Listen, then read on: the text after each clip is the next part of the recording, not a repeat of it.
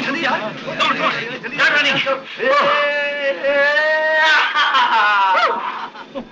पकड़ ली।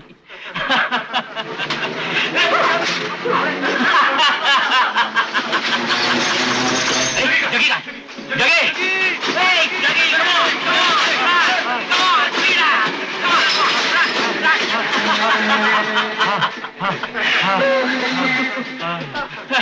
अरे सुन, ये छोड़ दे, चिलम लगाना, बेमौत मरेगा।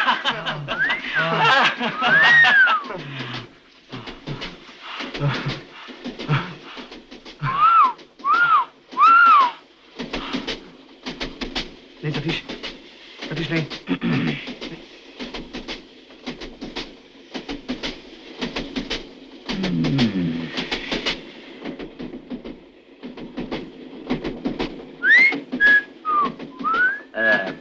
एक्सक्यूज मी, आपके पास माचिस होगी? जी नहीं। ऑलराइट, जी नहीं।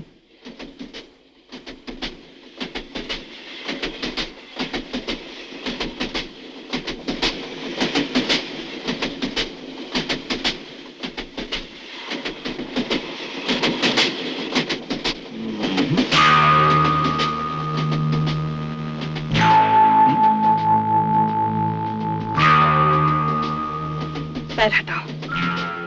जी, आपने मुझसे कुछ कहा? पैर हटाओ। अच्छा अच्छा।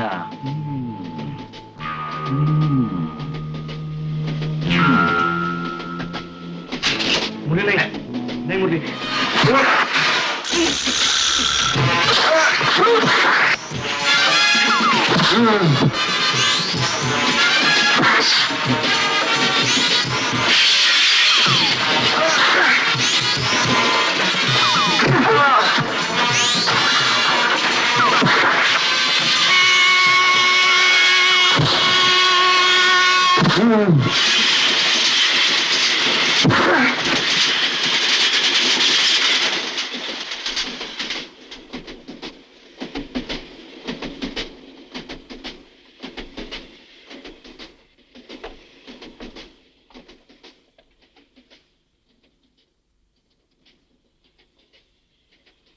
आप ठीक हैं?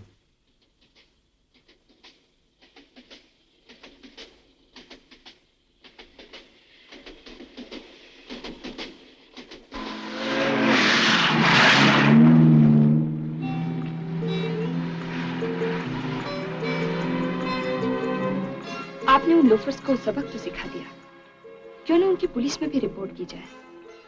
पुलिस? क्या जरूरत है, कोई फायदा नहीं होगा। ठीक है, वैसे देर भी बहुत हो चुकी है। हाँ, देर तो हो चुकी है और फिर आप अकेली भी हैं। आपके घर वाले परेशान तो नहीं होंगे? घर वाले होते तो परेशान होते। मैं अकेली रहती हूँ। आप अकेली रहती हैं? जी हाँ। अकेले आते जाती हैं, आपको डर नहीं लगता? जब अकेली होती हूँ तो सिर्फ मैं होती हूँ, और अपने आप से क्या डरना? मुझे तो सिर्फ अपने आप से ही डर लगता है। आप भी अकेले रहते हैं? हाँ, आदमी दूसरों के साथ रहकर भी तो अकेला रह सकता है। खैर, छोड़िए। आप करते क्या हैं? मेरा मतलब है, काम क्या करते हैं? देखिए, हमारे देश में काम ढूंढना भी एक काम है। आजकल मैं यही कर रहा हूँ। यह है मेरा घर। हाँ।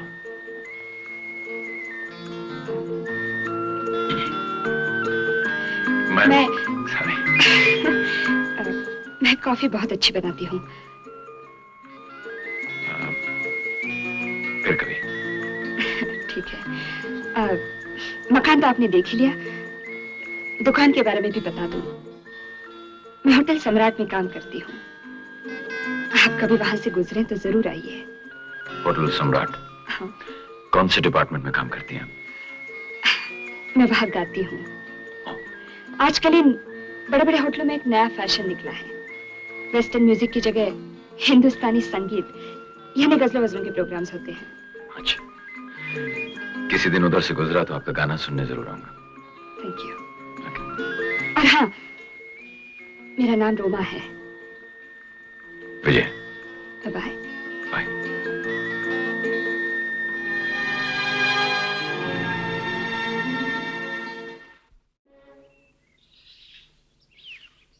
जाने कहाँ कहाँ उड़ता फिरता है ये बेटा तुम्हारा। बरखुरदार की सूरत ही दिखाई नहीं देती। क्या हुआ, उसकी नौकरी वोकरी का कुछ हुआ? कोशिश तो कर रहा है बेचारा, कुछ ना कुछ हो जाएगा। कोशिश करेगा तो क्यों नहीं मिलेगी, जरूर मिलेगी। और अगर नौकरी नहीं मिलती तो कोई छोटा मोटा बिजनेस ही कर ले। तुम पूछो ना, तुमसे खुल के बात करेगा। शीतल, आखिर एक ही तो बेटा है हमारा, है? वो कहीं ना कहीं सेटल हो जाए जिंदगी में, कुछ ना कुछ अपना बना ले, इससे ज्यादा हमें और क्या चाहिए। साहब टेलीफोन। हाँ सुधाकर, हाँ बोलो। यस। हाँ हाँ, नहीं कोई जरूरत नहीं है। मुल्क में कानून सबके लिए बराबर है। ऑफिस में बुलाओ, मैं वहीं बात करूंगा। नहीं कह दिया ना, कोई जरूरत नहीं। जी हाँ, जिस तरह सबको बुलाया जाता है उसी तरह विजय को भी बुलाओ। ठीक। हाँ, मेरा बेटा है तो घर पे है, पुलिस स्टेशन पे नहीं। ओके। क्या बात है सुधाकर से, आप विजय के बारे में क्या पूछ? रिपोर्ट लिखाई गई उसके खिलाफ। परसों रात उसने 4 लड़कों को बुरी तरह मारा पीटा। उन्हीं में से एक लड़के ने पुलिस थाने जाके रिपोर्ट लिखा दी। विजय ऐसा लड़का नहीं है जो किसी से बेकार झगड़ा करे। एक तो ऐसा हुआ ही नहीं होगा, अगर हुआ भी तो जरूर उन लड़कों ने कुछ। विजय घर पर ही है, मैं बुला देती हूँ, आप खुद ही पूछ लीजिए। शीतल, ये रिपोर्ट पुलिस स्टेशन में लिखाई गई है। विजय वहीं आएगा और जो कुछ मुझे पूछना होगा मैं वहीं पूछूंगा। ये कोई घरेलू बात नहीं है। हर बात का एक उसूल होता है, कायदा होता है। जाने दो मामा, तुमको जबरदस्ती किसी की तरफ से सफाई देने की कोई जरूरत नहीं। उन्होंने अगर मुझे पुलिस स्टेशन बुलाया तो इसलिए नहीं कि उन्हें मेरी फिक्र है, सिर्फ इसलिए कि कल अगर कोई सुने तो यही कहे कि वाह साहब वाह, डीसीपी साहब ने अपनी नौकरी के सामने न कभी किसी को कुछ समझा था और न समझेंगे। पुलिस ऑफिसर हो तो ऐसा। जाने दो मामा, जो बात है वो तुम भी जानते हो, मैं भी जानता हूं। विजय, वो तुम्हारे दुश्मन नहीं है। बड़ी मेहरबानी है, एक बाप अपने बेटे का दुश्मन नहीं है। बेटे के लिए इससे बड़ी बात और क्या हो सकती? फिर तुम परेशान क्यों थी वहां? मुझे पुलिस स्टेशन बुलाया, मैं चला जाऊंगा, जो पूछेंगे बता दूंगा, लेकिन पूछने वाला कौन है मुझे कोई फर्क नहीं पड़ता।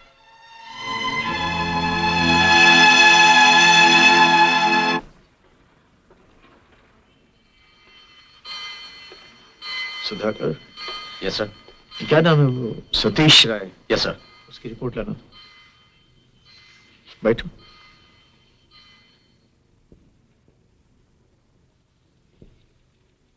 ये सतीश राय उन्हीं 4 लड़कों में से एक है जिनसे परसों लोकल ट्रेन पर तुम्हारी मारपीट हुई। लड़के को काफी चोटें आई।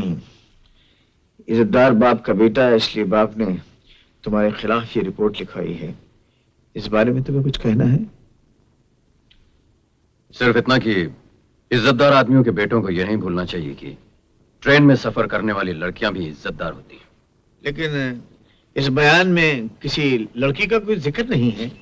होना भी नहीं चाहिए, लेकिन सच यह है कि ये 4 गुंडे एक शरीफ लड़की को परेशान कर रहे थे और जो कुछ भी हुआ इसी वजह से हुआ। लड़की का नाम पता बता सकते हो? जी हाँ, बता सकता हूं। सुधाकर जी। बयान ले लो। चलिए। विजय, अगर ये सब सच है तो तुमने या उस लड़की ने किसी पुलिस स्टेशन में रिपोर्ट क्यों नहीं लिखवाई?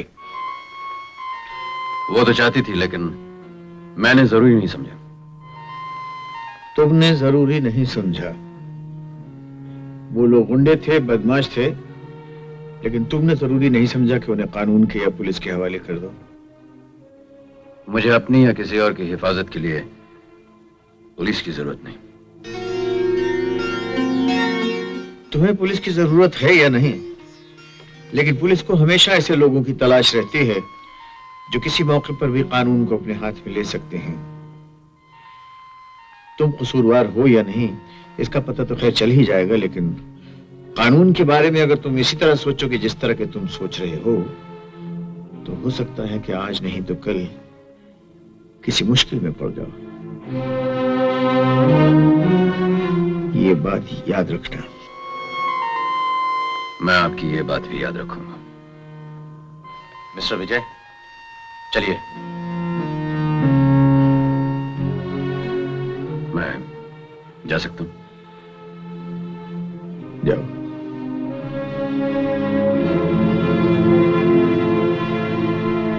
मैं क्या समझता नहीं हूं जो रोज मुझे नसीहत दी जाती है? ठीक है, मुझे क्या करना क्या नहीं करना मैं अच्छी तरह जानता हूं। मुझे किसी लेक्चर की जरूरत नहीं।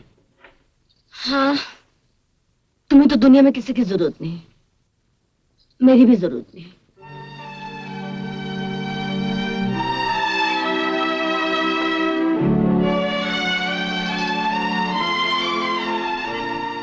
जरूरत क्यों नहीं मां? तुम्हारी तो मुझे बहुत जरूरत है। हाँ, मुझे मालूम है। देखो, आज मैं एक इंटरव्यू देने जा रहा हूं। दुआ करो बस आज काम बन जाए। मैं तो हमेशा दुआ करती हूँ।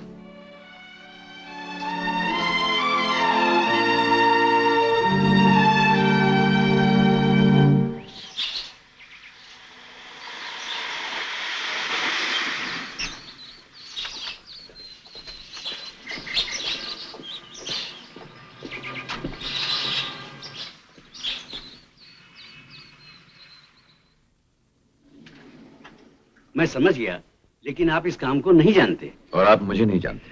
देखिए मिस्टर विजय, ये तो सच है कि असिस्टेंट मैनेजर के लिए आपकी क्वालिफिकेशन बहुत अच्छी है, लेकिन आपको इस काम का कोई एक्सपीरियंस नहीं। मैनेजर साहब, अगर इंसान को काम नहीं मिलेगा तो उसे एक्सपीरियंस कैसे होगा? वो तो ठीक है, लेकिन यकीन कीजिए मैनेजर साहब, मैं ये काम कर सकता हूँ। I am sorry mister Vijay. Mehta, good afternoon sir. ये नौकरी इस लड़के को दे दो। जी साहब। तुम कल से इस होटल में काम कर रहे हो। चलो। चलो, तुम्हारी नौकरी तो पक्की हो गई।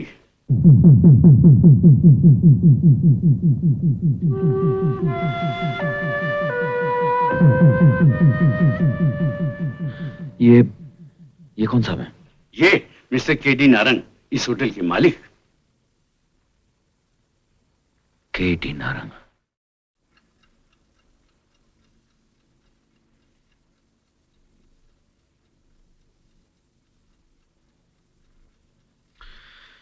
आपने मुझे बुलाया?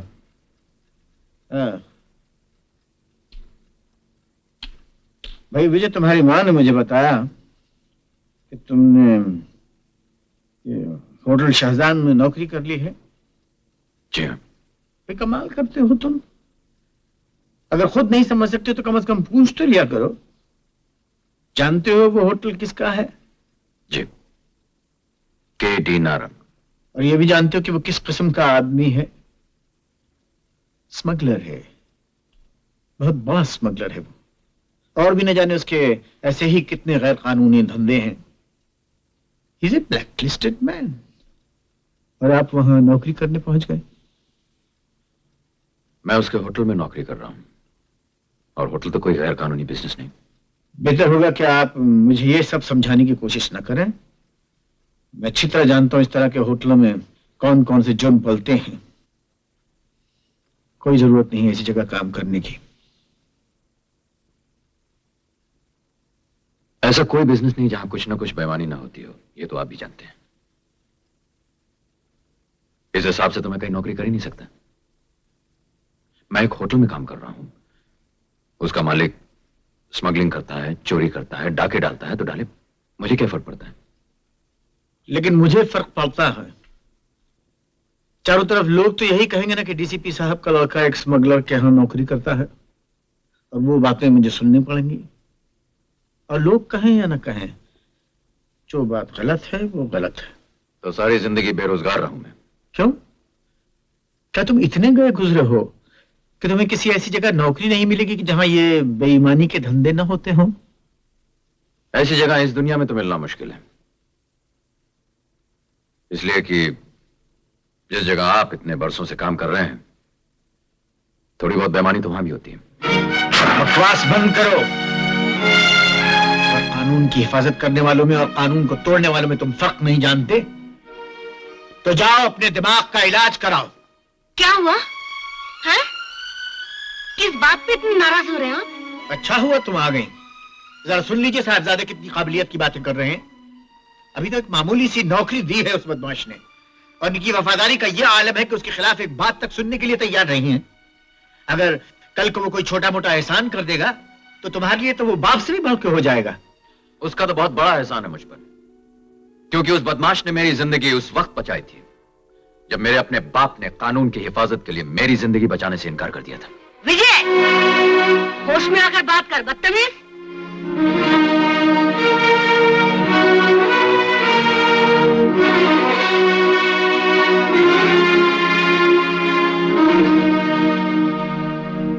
इस बात का अफसोस नहीं है मुझे विजय कि तुमने मुझसे बदतमीजी की है। हाँ, इस बात का दुख जरूर है कि तुम्हारे ख्यालात कितने गलत और कितने घटिया हैं। अब मेरी बात सुनो। अब जाने दीजिए। शीतल, जब मैं बोल रहा हूं तो बीच में मत बोलो। विजय, या तुम उस आदमी के साथ काम करोगे और या फिर इस घर में रहोगे।